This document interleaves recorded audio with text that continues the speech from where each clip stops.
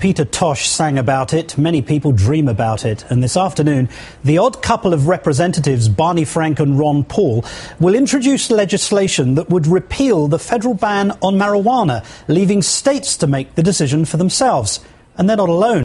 A number of congressional colleagues are also on board.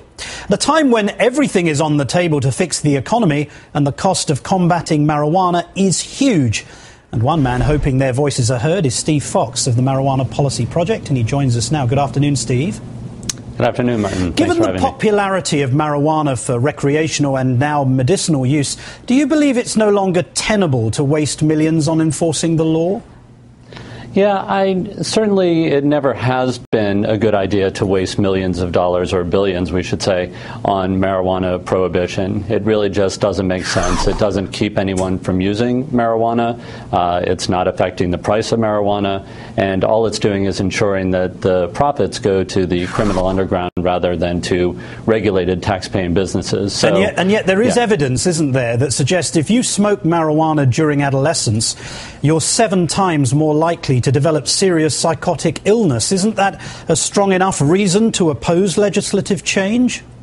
Well, I mean, that study is one study, and what we've seen is that the rates of psychosis in society haven't gone up as marijuana use has gone up. And, you know, that may be due to more correlation than causation. But those kinds of things we've heard throughout history, which is it may cause cancer, but it doesn't. It may kill brain cells, but it doesn't. The truth is it's a far less harmful substance than alcohol, and adults should be able to use it. Well, you say that, but according to the National Institute on Drug Abuse, the marijuana that's being smoked today is at least 5 times more potent than it was in the 1970s.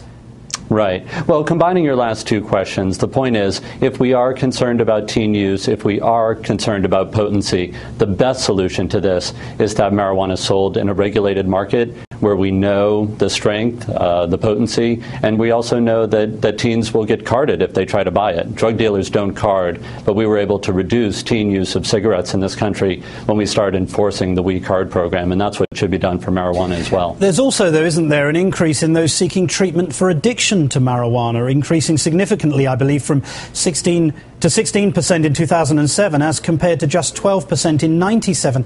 There are problems with people developing chronic addictions to this. Well, there's no doubt that some people may use marijuana to the point where it could be considered abuse, but the increase in treatment is really due to the fact that people are arrested for marijuana at a rate of about 800,000 people per year, and many of them now are being given the option of going to jail or going to treatment, and obviously they're going to treatment. But marijuana itself is far less addictive than alcohol, and we're certainly not sending every alcohol user to treatment, and we shouldn't be doing that for marijuana users. And the final question, Steve, do you think this may pass? No, I don't think it will pass, but I think there will be some statewide ballot initiatives that will pass, and it's important for the federal government to start thinking about the fact that states should be able to do what they want for marijuana policy. Steve Fox, thanks so much for joining us this afternoon.